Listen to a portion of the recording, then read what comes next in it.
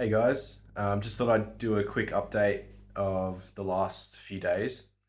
I was about to go to sleep, but I think if I leave it any longer, I'll have too much to talk about and I might forget some things. So I've accumulated a handful of anecdotes, funny stories. I've written them down in my phone in dot points so I don't forget. I'll try and do this in one take.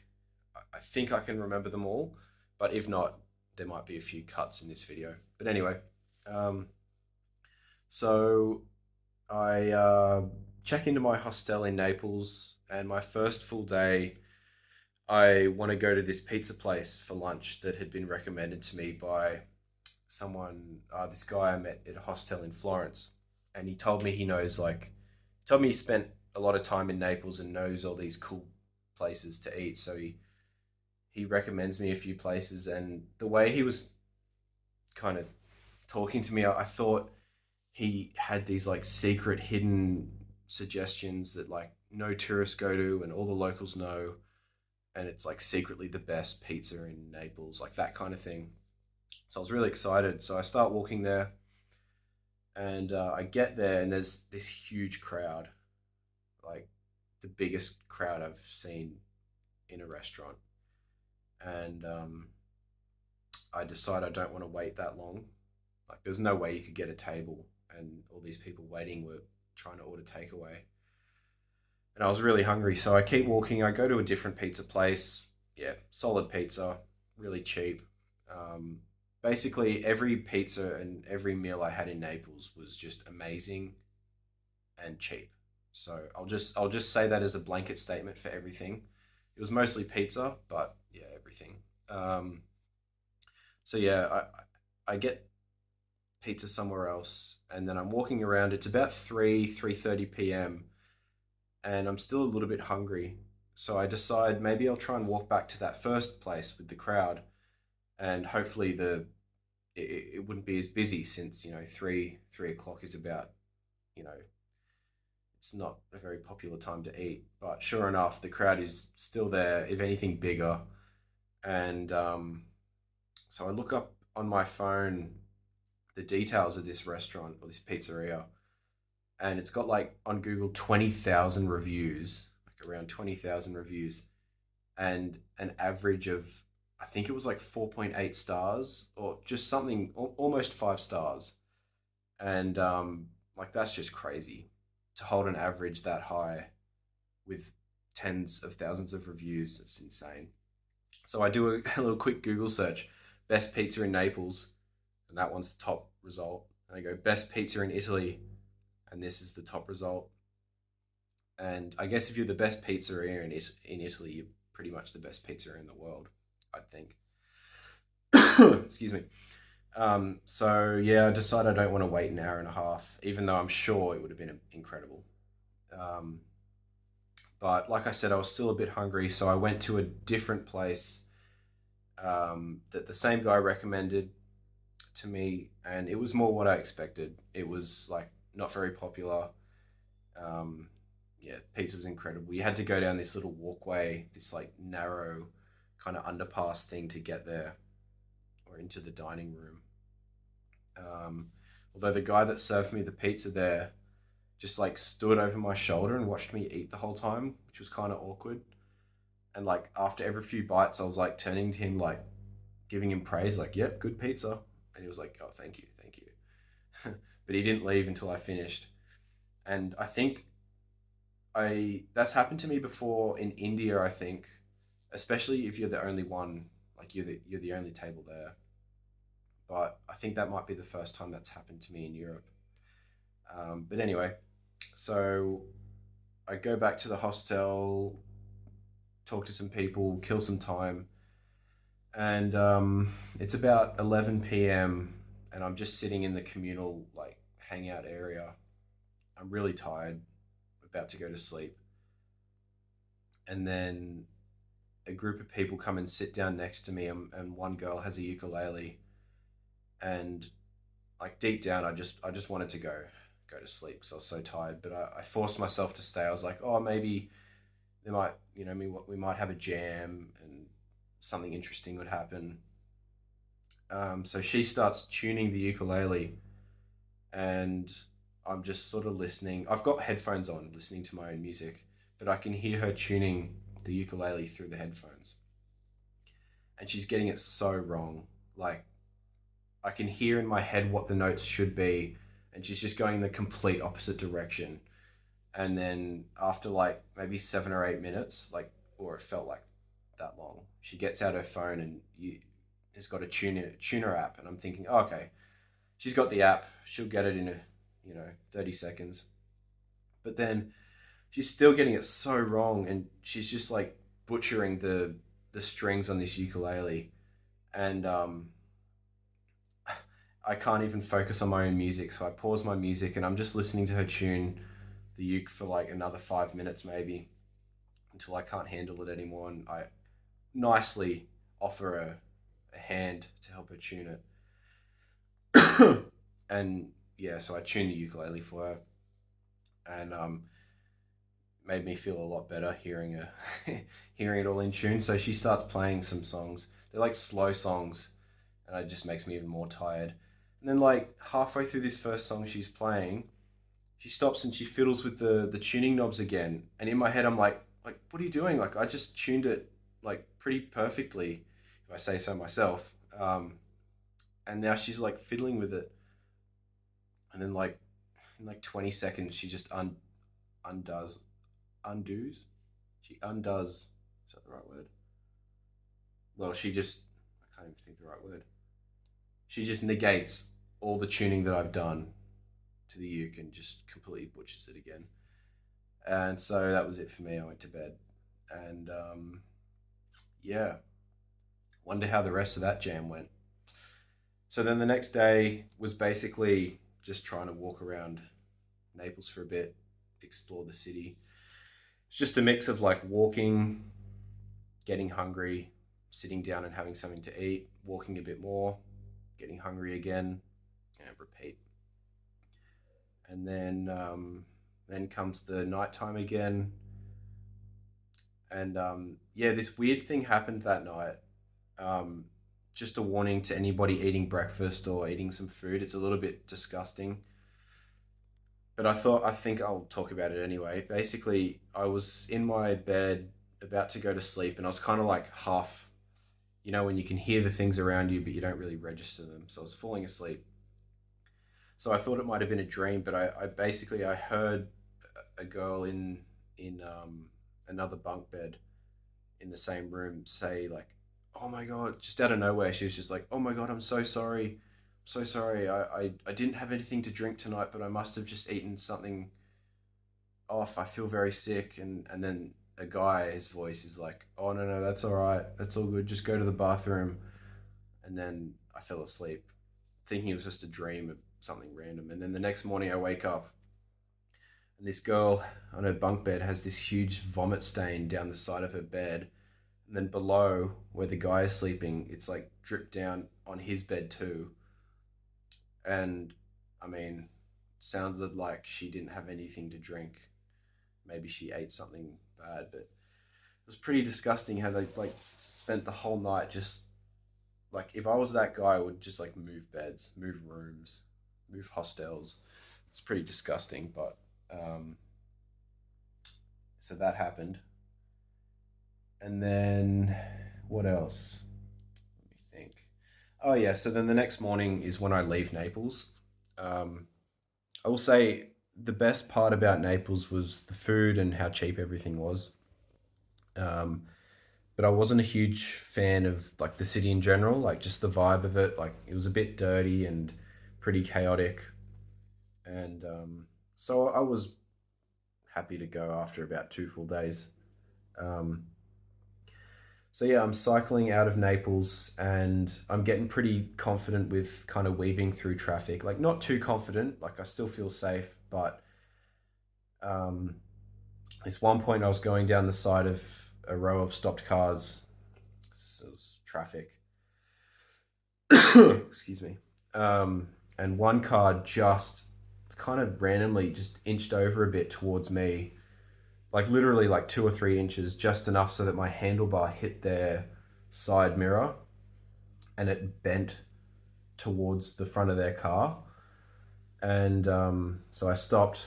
Like I stopped riding, and I was like kind of in shock because I was expecting just to be like yelled at in Italian, and I don't know if they'd asked me for money, or I didn't know what was about to happen. I was a little bit scared, to be honest. Um, but then I look, and it's this sweet old lady, and she just signals to me. Like once I told her I'm sorry, I don't speak much Italian, and then she just says like, "Oh no, it's okay." Just she signaled to me just to pull the mirror back into place, and I didn't even think of doing that because I thought I'd broken it off the hinge, but it was just I could just pull it back into place, and then she was just like, "Thank you," and then kept driving. Um, so I was so surprised because I think if that was like any other driver, it could have been worse. It probably would have been worse. So I got very lucky with whose car I hit. Um, Although to be fair, it was kind of more her fault because she just like randomly veered off like onto the side. But anyway, um, so then I'm riding towards a place called Agarola, which is near Amalfi, staying at a hostel there. And that's really nice. I probably could have stayed another few days there, um, because with good weather, there's a few beaches you can go to. And yeah, the first day I walked down to the beach, and I found a beach that was free because the first two I went to, you had to make a reservation and pay for it, which I'd never experienced. Obviously, in Australia, the beaches are just free. But yeah, the third one I came across was just free to the public. So the water was so nice. Felt so nice to just have a swim in salt water. I didn't realize how much I missed it until I was actually in the water. Um, Let me think. So yeah, I spent 2 nights there, and then I start riding to my next destination, which is Agropoli, and that was my longest ride. So there was a total of 86 kilometers. The first maybe 30 kilometers was incredible. It was along the Amalfi coast, and like the weather was perfect. I didn't take any photos or videos because I had to kind of pay like a lot of attention to the road. It was pretty skinny, like pretty narrow the road, and every now and then there were like big buses coming around the corner, and everyone had to stop and like sometimes even reverse so the buses could turn the corner. And like besides, trying to take pictures or videos, it was hard enough to focus on the road, like with the view. Like I was trying to look at the view as much as possible, but still, keeping my eye on the road. So that was really beautiful. And then once that ended, like that kind of really scenic coast road, it was just like a pretty sketchy, like abandoned road for like the next 50 55 k's. It was all flat, so it was admittedly kind of a boring end to the ride, um, which made me kind of think like there are a few places I do want to hit. So a little village called Terranova di Polino. I want to. That's where I'm going now, and hopefully I'll be there in the next few days. But I kind of thought like, sure, I could ride all the way there, but if I spend a whole day riding along maybe like a flat abandoned road with not much like cool, not many cool buildings, and just more pizza, more pasta, it's starting to feel like that might be a bit of a waste of a day. So what I did the next day is just this morning actually. So now we're up to date. This morning I caught a train from Agropoli to Scalea, which I think was like basically saved me 100 kilometers, which would have been like 2 days of riding. Um, and I'm glad I did that. Like I'll still try and ride as much as possible, but um, now that I'm over the halfway point of my trip, it's gone so quickly. I'm trying to actually, yeah, conserve time and trying not to waste much time with just like, I don't want to say pointless riding, but um, now I've sort of become accustomed to the scenery a lot. Um, like in the first week, everything amazed me. You know, like I was like, oh my god, the scenery, this and that. But now I am kind of like a bit picky of where I want to ride. So the area I am in now is starting to get really beautiful because I'm heading towards national park. But that 100 kilometers I did on the train, if I rode that, I think it would be a bit of a waste because it was just flat and not very interesting. But um, I feel like I've missed a few anecdotes, so I'm just going to cut the video and check my phone. Okay, so two like small anecdotes I did miss was when I was in Agropoli, so yesterday, before I took the train here. Um, I needed to do some laundry. All my clothes were a bit sweaty from riding, so I went to the nearest self-serve laundromat.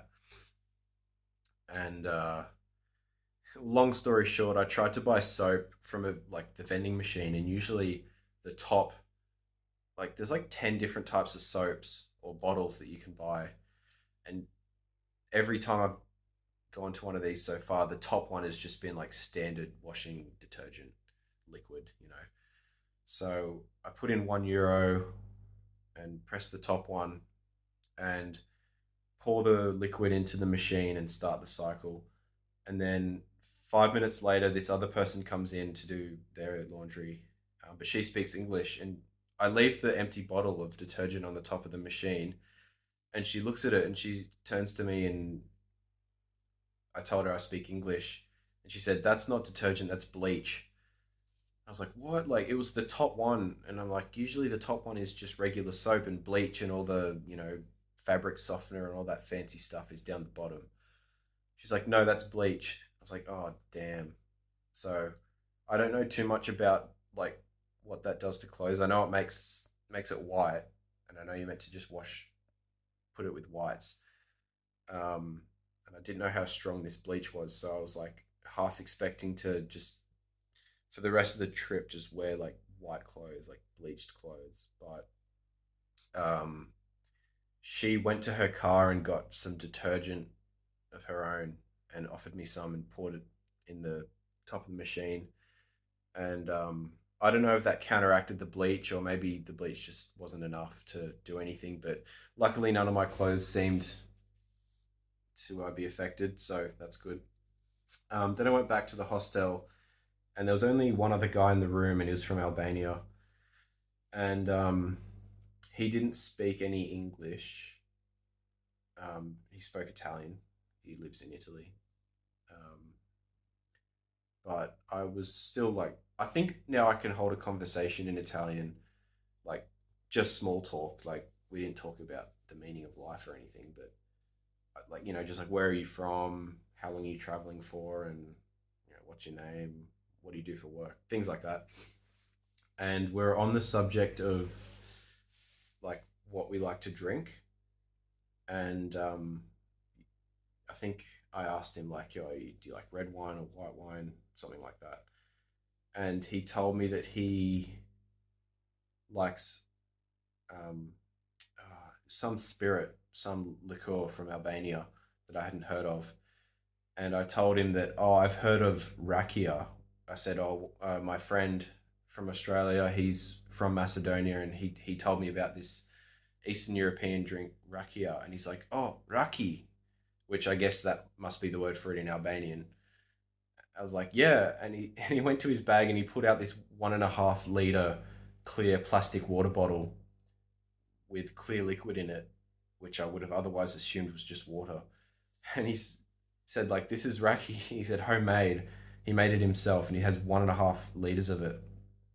He's like, do you want to try some? I was like, oh no, that's all right. And he poured himself some. I smelt it. And actually smelled pretty good, like kind of fruity and citrusy, and he told me it's not his strongest batch, but he quite liked it. I was like, okay, sure. I had a little bit, and it actually was like one of the best spirits I've I've ever had. Like it wasn't strong at all. It tasted maybe like, I don't know, like a 20%, 18% kind of thing, like not strong at all. But it was a very warm, very warming, very warming drink. So that was cool. And that brings us to today. So basically, today was my first ride in the rain, and I'd been checking the weather consistently over the last few days because Google Weather seems to change like every hour, you know. Um, for a while, it was saying today was going to be like cloudy and not rain. And that's when I booked this place that I'm in right now. And I decided I'd ride I think it was like 50 kilometers to get here. But then this morning I checked and it said like, no, heavy rain. I was like, ah, oh, damn, but I've already booked the place. So I start riding. The first half of the ride's actually quite nice. And then like just went from 0 to 100 so quickly. It just started pouring with rain. And I quickly, like, as quick as possible, try and get all my electronics into my waterproof panniers and get my waterproof jacket on. But like none of the electronics were destroyed, but I was just completely soaked in like 2 minutes. And I guess luckily the stretch of road I was on was a really steep uphill that went for like 8 kilometers. So it was a real workout, but I was staying warm.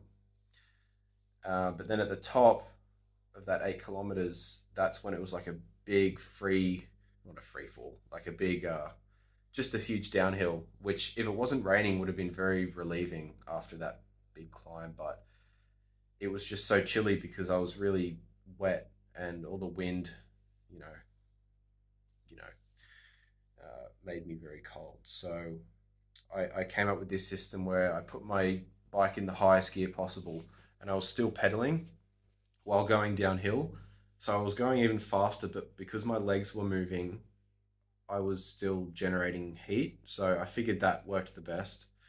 Um, and yeah, like I wasn't struggling or anything. I was gonna make it to this hotel um, probably by like 5 6 p.m. No troubles. But I got picked up by a guy with a trailer. Like I said, I wasn't struggling. I wasn't like didn't have my hand out, but he just was like, "Oh, you're riding in the rain. Like, chuck your bike in the trailer, and I'll take you to the nearest city." He didn't take me to this city, but you know, he helped me cover maybe an hour of riding. Would have been the next hour, you know, turned into a 15-minute lift. So that was nice. And he dropped me off at this like farm, like this old barn. I put my stuff in there and just tried to dry my things out. There was like cows and pigs, and it um, smelled like cows and pigs. um, but yeah, I ended up staying there for like 45 minutes. I just had something to eat and got some dry clothes. Continued on my way, got to this the hotel, and I figured I kind of deserved a bit of a night of, well, luxury, I guess. It advertised that it had a spa here, which I was really keen for, but unfortunately, what they failed to mention was that it cost €50 to use the spa for 2 hours. So I said no thanks. I just had a really long shower instead. Um, so yeah, I just had some dinner, and there's a TV here with Netflix, so I just watched Goodfellas. Amazing movie. I think it's like the third time I've seen it. But if you haven't seen Goodfellas, definitely watch it. It's like one of the best movies of all time. Um, and I think that's everything I had in my notes. I'll check now if there's something I've left out. But if this is the end of the video and I've remembered everything, then cool. I'll see you in the next video.